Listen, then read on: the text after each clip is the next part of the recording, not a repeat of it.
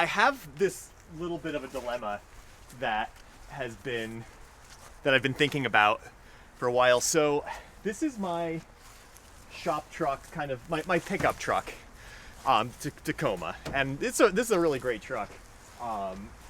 It's really reliable and it does every single thing I would need it to do. I can't really complain about it.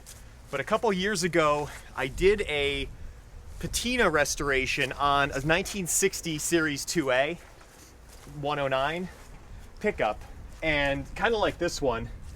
And during those test drives, I just something about that vehicle just stuck with me, and it was something about driving it and just looking through these corner windows, and it was just the amount of light in the cab, and it's something about it just stuck with me. And this is a couple of years ago. Since that time, I was thinking, could I replace the Tacoma with a 109 pickup? I mean, I need a pickup for stuff like going to Home Depot and buying sheetrock and wood, and I also need to go and get mulch, and just to go around like hiking and stuff locally, doing outdoor activities. You know, it's nice to have a pickup where you can just throw your stuff in the back and not worry about it. So, and the Tacoma does all that. It's not the vehicle I want to get in and drive. It's not the truck I want to get in and drive. I want to get in and drive a series. I want to get in any of the customer vehicles that I'm doing test drives on. I love that. That's great. So if I could get rid of the Tacoma and build a 109 that does everything the Tacoma does, I mean, that would be great. I mean, the vehicle needs to still be able to drive on the highway, which series trucks aren't known for their highway ability. But now since we've started installing fuel injection and a 5-speed transmission, I mean, those trucks drive 65, 70 on the highway. I mean, 70 is like the top speed, but they'll drive 60 comfortably. And, you know, that's what I need. I need a vehicle that can drive on the highway, which obviously this Tacoma can. So what if I combine those new options with one of these 109s? It may just make for a perfect shop truck. So a couple things that the shop truck doesn't need to do. It doesn't need to go off-road. I don't really need it to go off-road, and it doesn't really need to drive long distances on the highway. I have my Defender for that, my NAO 001, which is, you can see right over there, the one with the external roll cage. I mean, that does what I need to do for a travel vehicle, for going out on trips, for going off-roading and camping. That does it. But it does I'm not going to throw mulch in that, and I'm certainly not going to throw, you know, I have a fridge back there. I mean, we sleep in the back. It's, you know, kind of like a camper. I'm not going to throw stuff from Home Depot in there. But here's the dilemma. So I have 3 different trucks here that would qualify for this project, and I need to decide which one of the 3 would be the one that we build, because they're all pretty alluring. So this one has the nicest body of all of these trucks. I mean, you never ever see 109s this straight. The truck's a 66. It has, the original color was limestone, which I like.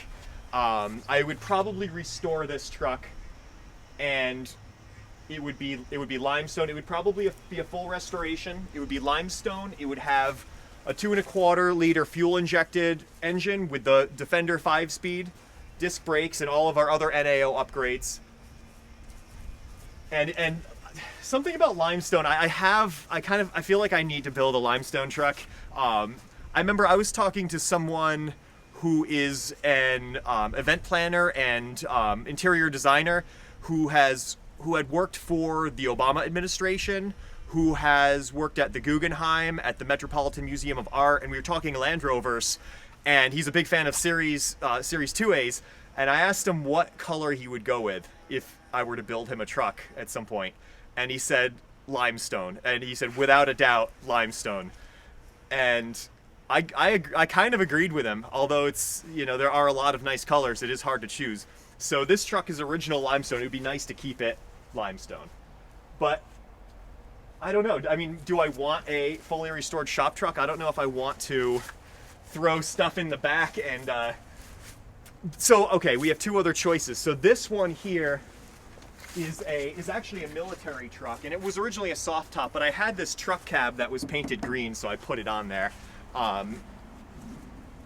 This one's alluring too, because there's something about military trucks. I mean, ever since I was young, I always collected military uniforms, and I love the stories with the military trucks. Like, there's some great stories where Ranulph Fiennes, who is known as the world's greatest living explorer, I mean, he would have been driving a truck kind of like this in Oman, and there's some great stories about him, you know, in the series Land Rovers out, you know, during that time. So there's a lot of history with the series trucks, with the military series trucks. This one's from England. It has a right-hand drive, and it's got a lot of these neat airlift rings and stuff. So I kind of feel like a connection with the military truck. I'd probably leave it just like this with the patina, or maybe clean it up a little bit. But this would also get our fuel injected 2.25, the NAO 2.25 with the 5-speed.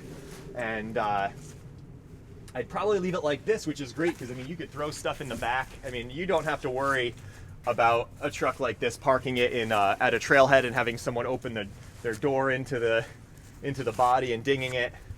It would probably work. I don't know. This may be a good choice, but there's one other choice. So it's actually this Series 2 over here, and this truck was also originally limestone, and it has this patina that I kind of like. I would probably leave this. It's kind of a neat look. I mean, you can't replicate patina like this. I mean, it's different. I do like it. This is a Series 2, so this has some pretty neat stuff. It has here's the horn button up here. Turn signal is on the dash. Has the cover here. A lot of unique stuff with this. It has the little wing nuts. It has the vent flaps here have the pintles instead of just pins. It has the pintles that bolt to the vent flaps. It has the flat apron with the galvanized strengthening rib. I don't know,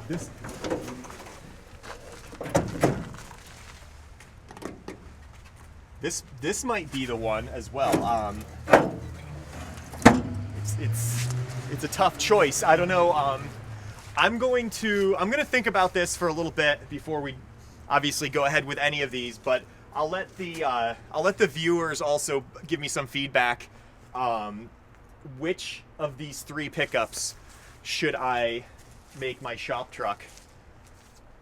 The shop truck needs to be the vehicle that I want to get in and drive. It can't be like the Tacoma. I mean, the Tacoma's great. It's reliable, but I don't want to get in and drive it. I drive it only when I need to. I want a vehicle that it's the one vehicle I want to just jump in it and drive it down to Home Depot, or to go out hiking. And it's hard to put your finger on